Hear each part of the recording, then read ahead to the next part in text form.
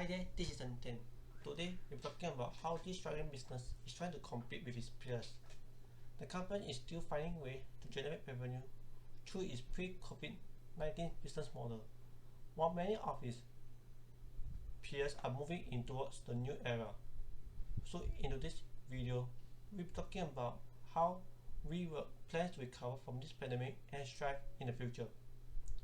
Before we continue, please smash the like button, and if you'd like to see more such videos, please subscribe to this channel.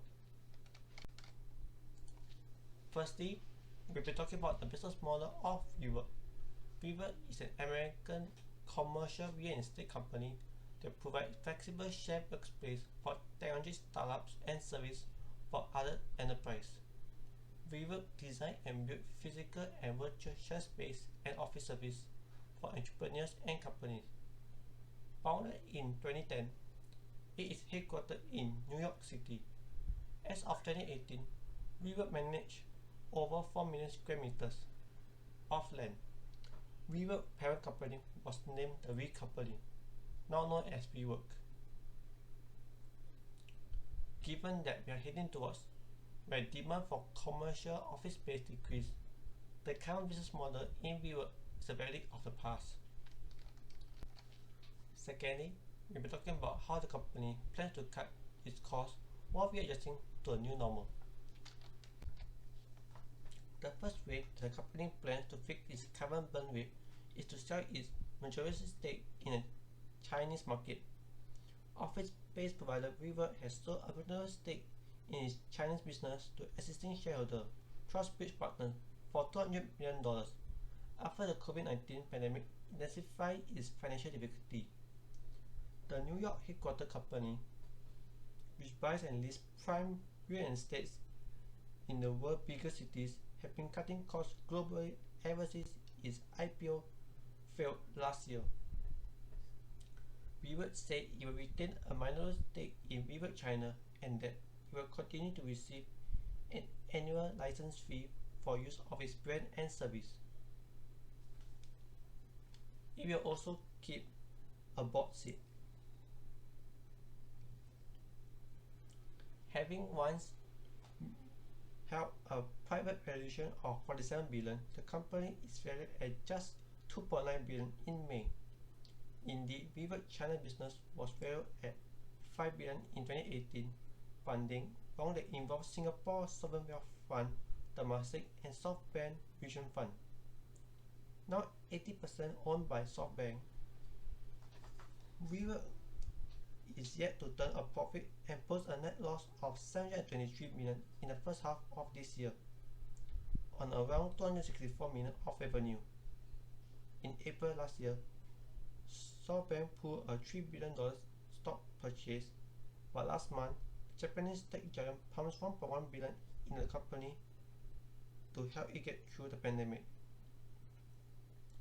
While many companies are reaping in huge profits before the pandemic, WeWork has not turned a profit yet.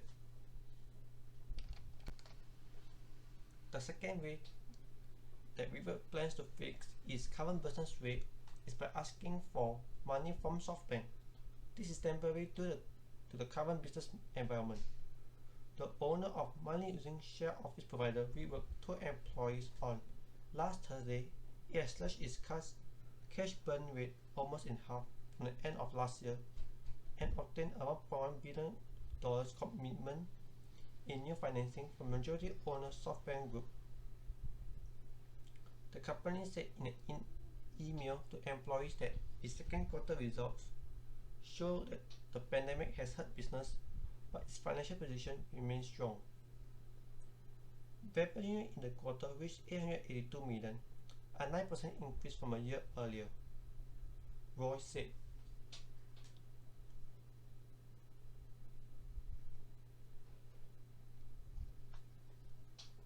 WeWork in the first quarter reported revenue of $1.1 billion, the first time it had exceeded 9 figures, and its cash burn was $482 million.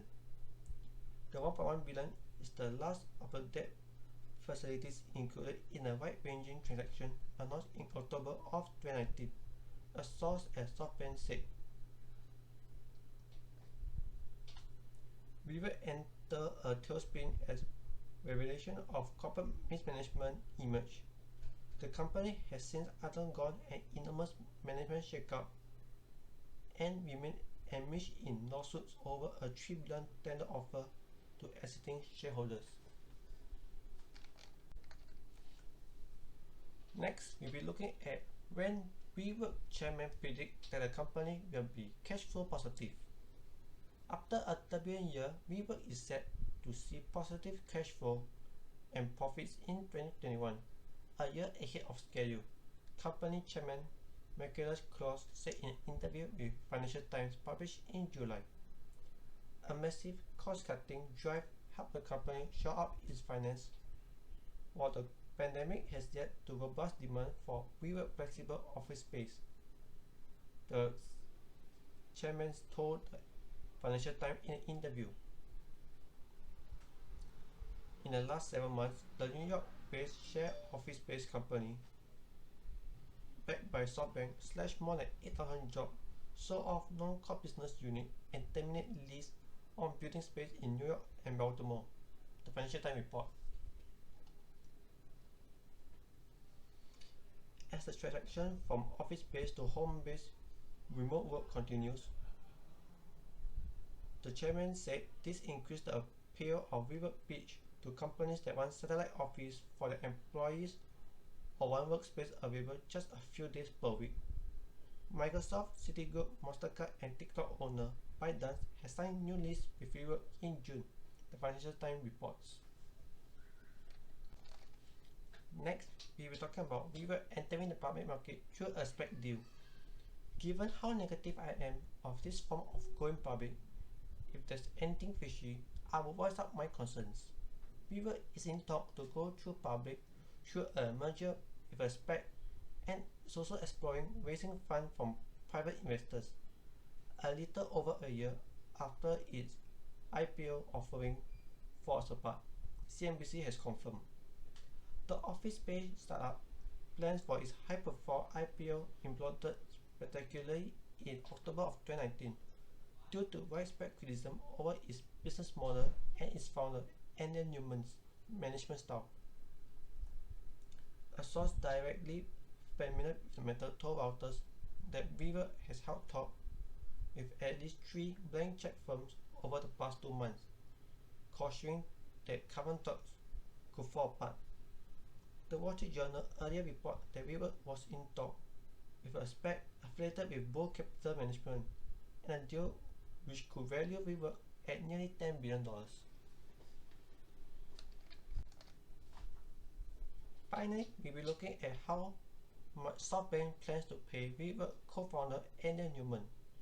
WeWork co-founder Andy Newman and SoftBank are nearing a settlement agreement that will entitle the former CEO to a payout of $480 million for approximately 25% of his shares in the company. A people familiar with the matter told CNBC. That is half as many shares as SoftBank originally intended to buy, this person said. Should a deal be finalized, SoftBank will purchase approximately $1.5 billion of shares from early WeWork investors.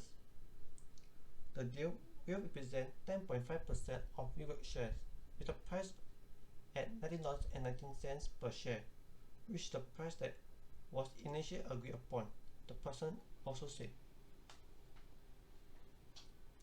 Newman will remain a majority shareholder in the company.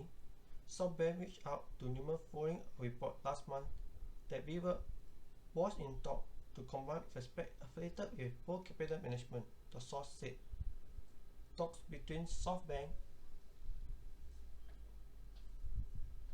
and Newman was first reported on Monday by Wall Street Journal. In conclusion, WeWork is trying to change its business model amidst the pandemic.